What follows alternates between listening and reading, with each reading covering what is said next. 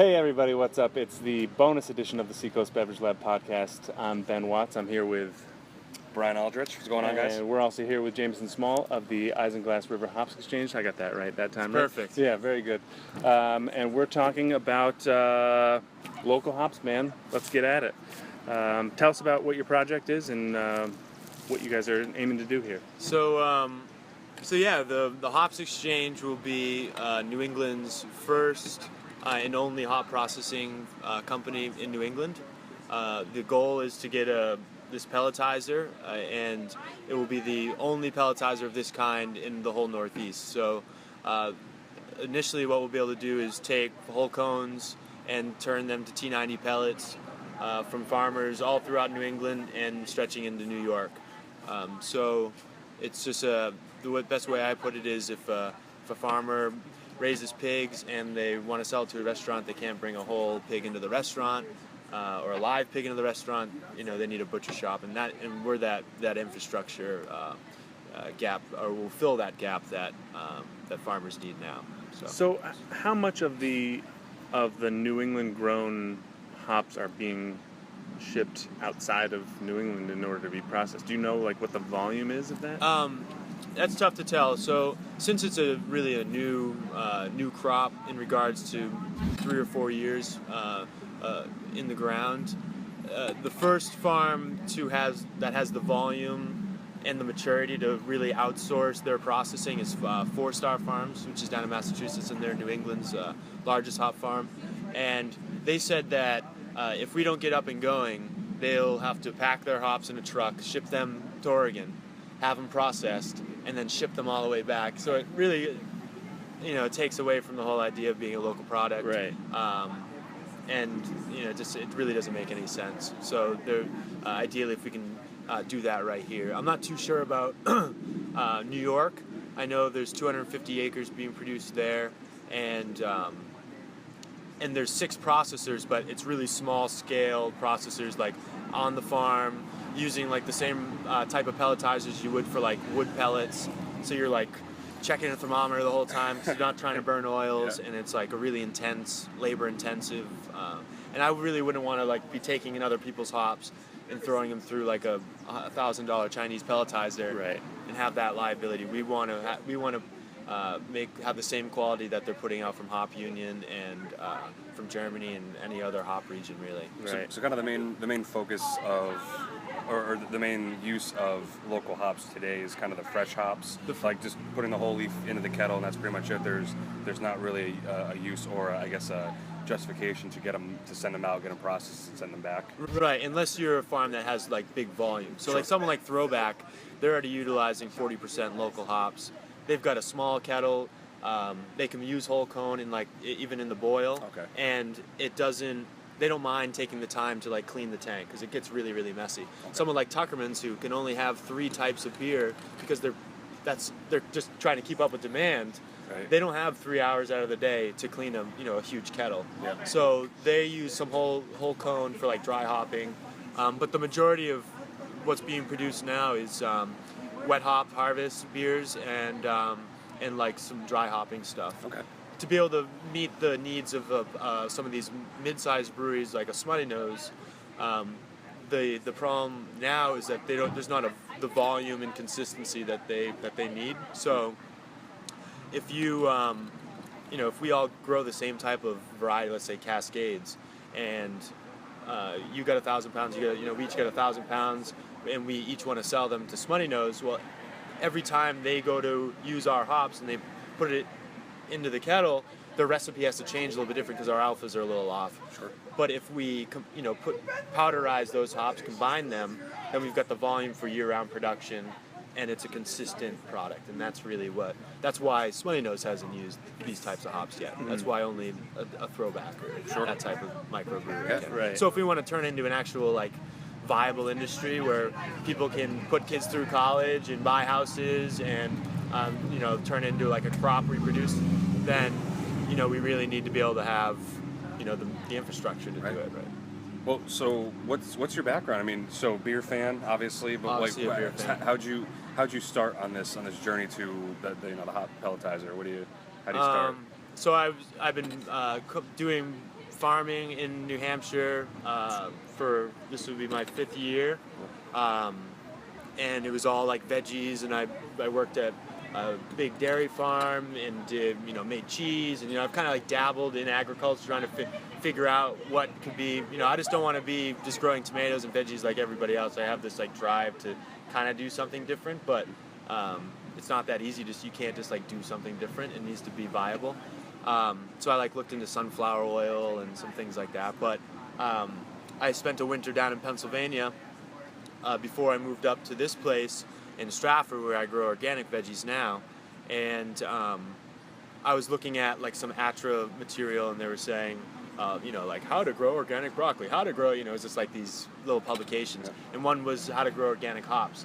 So I like just read it. I was like, like I thought I got a hop plant from UNH like years ago and put it in my mom's yard, and like to this day she just complains all the time because this is like taking over everything. And so I was like, oh well, I know hops would be pretty cool. There's all these breweries, and it talked about how there's this huge, massive growth of craft brewing in New England, and there's this huge demand for local products in New England.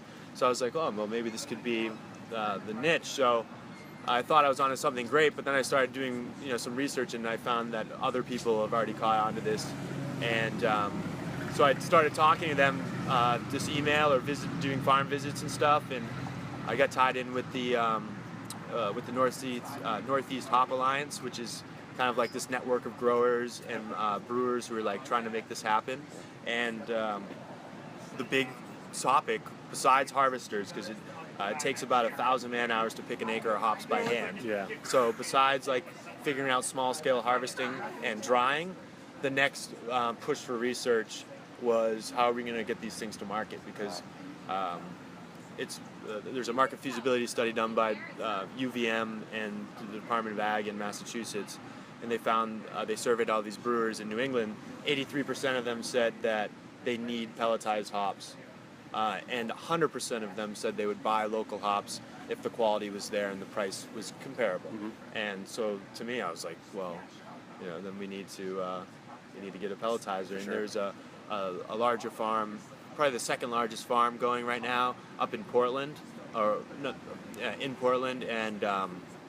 they have 2 farms in Maine, and they tried to do a Kickstarter last year for the same exact pelletizer, and they were unsuccessful to be able to do it. And but I'm hoping that our being able to work with farmers throughout all the region, hopefully we can get a larger network and kind of make it happen. So it's definitely a piece of equipment that's needed. Yeah, I mean, it's from a local standpoint, going from bar to bar. I mean, Portsmouth Brewery uses a lot of local hops. I mean, some that are grown very small scale in Strawberry Bank, just a little bit. But to be able to see that year round, that's kind of where you come in. Is you be able to see it more often at all these breweries, and especially drinking the finest kind right here. Right. So just trying to see them from bigger breweries on a bigger scale. It's kind of where it's at now, right? I mean, local at such a big scale. Yeah, and the consumer, like I think what you're saying, the consumer, like you were saying with the Strawberry Bank hops, like as a consumer, they like to have that in their beer. Right, it's sought after. Right, and they're willing to pay a little bit more for it, and that's because like this local scene that's happening here, it makes sense for people to they see the economic impact by just paying that extra buck for something. Yep. So, I mean, yeah, it's like trying to take somewhat of a hobby, not a hobby, but like a small scale crop and turn it into, like New England, known for hops and apples and maple syrup, and just put it on the list of things that we do, Right, absolutely. Like 120, 130 years ago, New England was growing 1 million pounds a year. This is before the hop picker. This was children out in fields, like picking these things for weeks. Yeah. And those hops were used right in their neighborhood. And so that's what, and kind of like we were saying, that's a flavor. This is a type of beer that has not been tasted for over a century. Sure. And if we're willing to fly hops from New Zealand overnight, wet, and people like line up at the door for these beers, why wouldn't they line up for a beer that tastes of New England, So then kind of bouncing off that point, and we were talking about this before, the whole East Coast IPA, that's kind of your vision in the future to see, we taste all the West Coast IPAs, and even some of the local brewers like Earth Eagle are doing the gangsta West Coast IPA.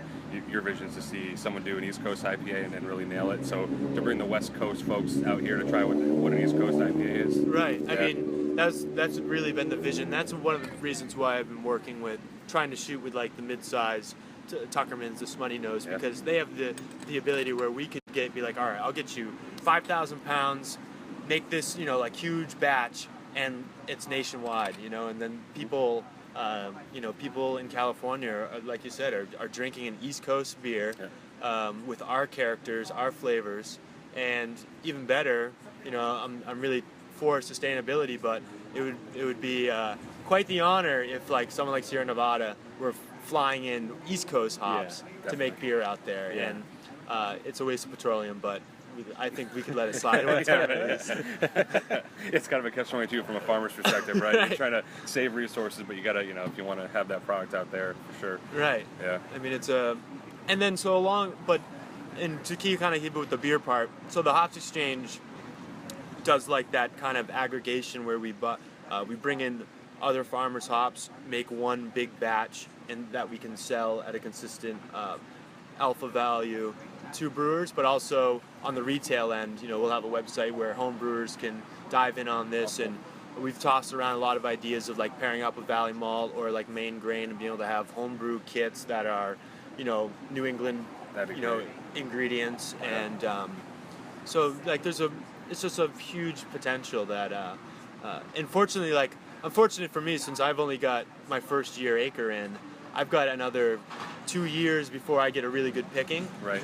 So I'm late on all this stuff. Like I'm just kind of swooping in here and seeing something and kind of like taking off with it. But thankfully, I've got these like a group of farmers that, 4 years ago saw the potential in this and jumped on it.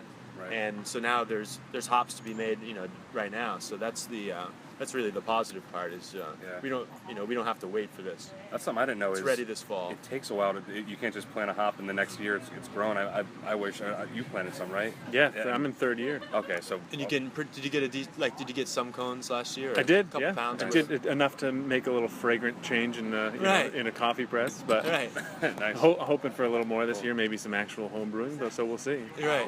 I mean, I read typically what they're doing is for first year it's all root development. Second year about 20% yields. Third year 80%. Fourth year you're at full maturity. Yeah. So and farmers out here are getting 1,500 pounds an acre, which is not out west. These guys are pros. They control they are like natural gods out there. They're getting 3,000 pounds an acre with some of these varieties, but 1,500 will do. It's that's exciting. It's a good weight. Yeah. And what other benefit is it? Are there to the breweries who work with the Hops Exchange? So, I mean, I think that there's a great co-marketing opportunity for these breweries. Once again, someone like Smutty Nose, they spend $15 million on this new brewery, which is all LEED certified. They got showers in the bathrooms so people can ride their bikes to work. They're on board with sustainability. Same with the Portsmouth Brewery, by sourcing local food. So it fits into their mission to team up with farmers. Kind of like another vision would be, just like Rogue has their own hop farms and they're growing their own pumpkins and stuff for their fall beers. I mean, how great would if Smutty Labs could have, their own experimental hop yard with us, and we're growing these freaky varieties that only Smutty can get their hands on, Right. And, so there's a good opportunity where, with over 30 breweries in the state, they have to be a little bit different from each other. So it just gives them a marketing edge, and not only on the micro brewery level, but on that national level. I mean, I'm not a huge, I like more of the smaller brews rather than kind of the TV beers. But if Sam Adams were to do, even if they wanted to do one, single batch of beer, you probably need 10,000 pounds of hops. Yeah. Which is fine because with equipment like the pelletizer, it's $46,000 for this pelletizer. It's custom made in Canada. So the more that pelletizer is being used, the cheaper it becomes to use it. Yeah. So if I buy this thing and I use it for the 2-week hop harvest, and that's that with only a couple thousand pounds, those are very expensive packages. But if that thing's pumping out volume, then it gets cheaper for the brewer. It's better for the farmer. I mean, it's just a win-win, really. Yeah. How big is this thing? The pelletizer. It's probably like 16, so over 16 feet. It's pretty sweet. I mean, it has a one big hopper where you can dump 600 pounds of whole cone into it. Wow. Then it goes through this auger, takes it up, brings it down to this cold die pelletizer or pellet mill. So typically, there's so much friction to compact that, and it breaks all these proteins. That's why the pellets actually stick together, because it's breaking the cell wall. And so there's tons of friction. So this thing pumps liquid nitrogen through it, and it brings it down to like 90 degrees. And hop oil will burn at in between 114 120 degrees. So like these smaller scale pelletizers, you're turning it on for like 10 minutes, and you got to turn off, let it cool down. Like there's a Foothill Hops in New York, which is one of the larger outfits in New York. They have it set up in a walk-in freezer. So like to keep it cool. But how much energy is that? Yeah, And it's like, but they were the first one in New York to get a pelletizer, so like they made do. It's small scale. But now that between New York and in New England, we're almost at 300 acres. That's close to 45,000. 45,000 pounds, or no, that's almost over 300,000 pounds. Excuse me, because at 1,500 pounds an acre. Like now we need some legit equipment. Yeah. And that's. So that as long that's where this will fill in. So this it is a big cost for one person, obviously, but this small cost on a relative scale will save a lot of money in the long run by not sending it out to be pelletized and being sent back to use, because there's no efficiency gains in that. Right. By sending your hops out and then coming back, it's a wash pretty much. Right, and same for the brewer. Like Dave over at Smutty Nose said that for his fresh hop beer last year, he spent more in shipping than he did on the hops. Yeah. Because you're flying these things overnight. Yeah, overnight. So as the cost of energy goes up, the cost of water goes up. 10, 15 years from now, for all we know, there would be $50 a pound out from the Midwest, because they're trying to grow food down in California with the water. And it's so in order to be able to sustain this, this huge boom in breweries here, we should do our part and grow our own ingredients. And like I said, it gives us the chance to kind of showcase. It's like wine, It's like we have a certain climate here, water, earth, and it comes through in the hop. Right. So let's talk about how people can help with this. You've got an Indiegogo campaign happening right now. Yep. Live. You guys are raising money, getting donors. Tell us about that. Tell us what you're trying to get and where that money's going to go. Yep. So on June 6th, we start our Indiegogos for $30,000. To do the whole project as a whole, it's an $80,000 startup, and our goal was to do $30,000 from the people up. And with that, we kind of broke it down into a few different ways that we're going to spend that money. $20,000 of it is directly towards the pelletizer. So if you can come up with 50% down, then we can finance the rest of the pelletizer.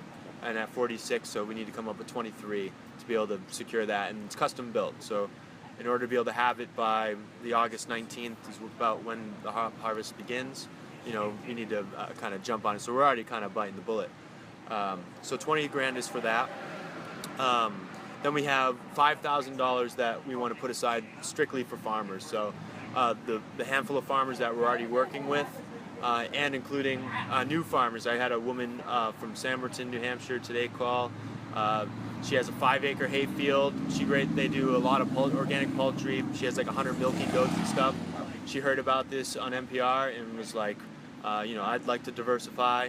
Someone like her, if we can buy her 1,000 rhizomes, rhizomes we get for about $1 a piece. So that $5,000 will just kind of be for anyone who wants to work with the exchange farm-wise. Then the other $5,000 is for brewers in particular.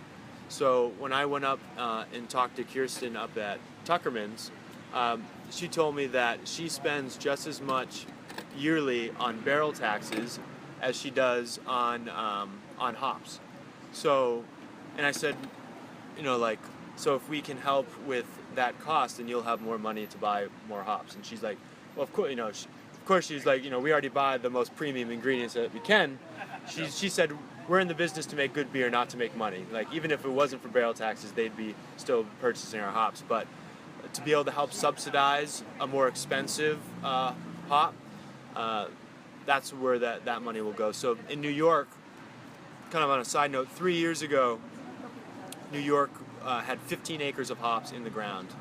Now they have 250 acres. So there was this massive boom, and in return, just this year they passed a New York brewery bill, and it's exactly what we're mimicking. It's a subsidy where if any brewery uses 20% local ingredients, they don't have to pay New York barrel tax.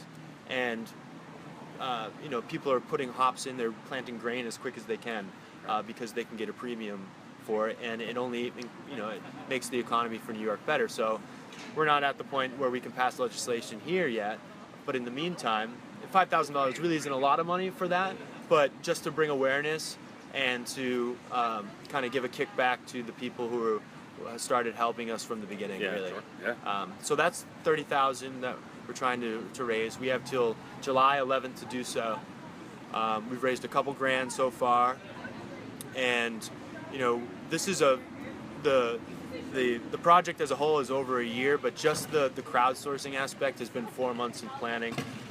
With a team of 6 people, it's just like making a movie. Like it's not an easy task. Yeah. And it's pricey too to do all the promotional stuff. And so we have got a lot. We have had the opportunity to do this today, which is really helpful, and I thank you guys a lot. Of course. But we were able to get in Boston Magazine this week, and NHPR did a piece, and a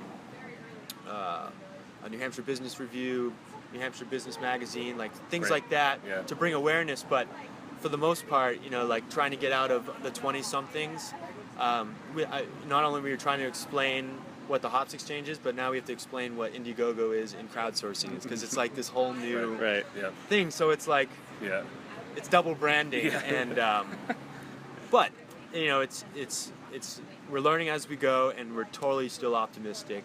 And really, with this money, that's the main point I want to drive home is everybody will be able to taste a beer that hasn't been tasted yet. We will create a new genre of IPAs here, and that's a great thing to be able to have, and people can be a part of that and say I was part of that.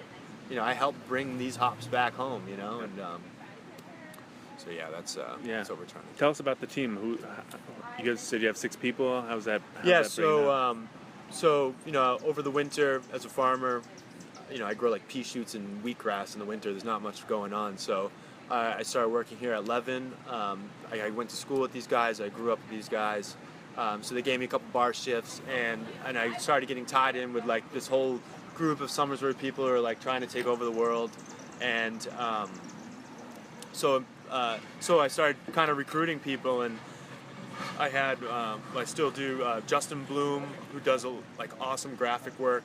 He's done every single logo that we have, a website, every infographic, coasters, bumper stickers, anything that can be done digitally. This guy is I wish he could draw a world and I could live there. His work is immaculate.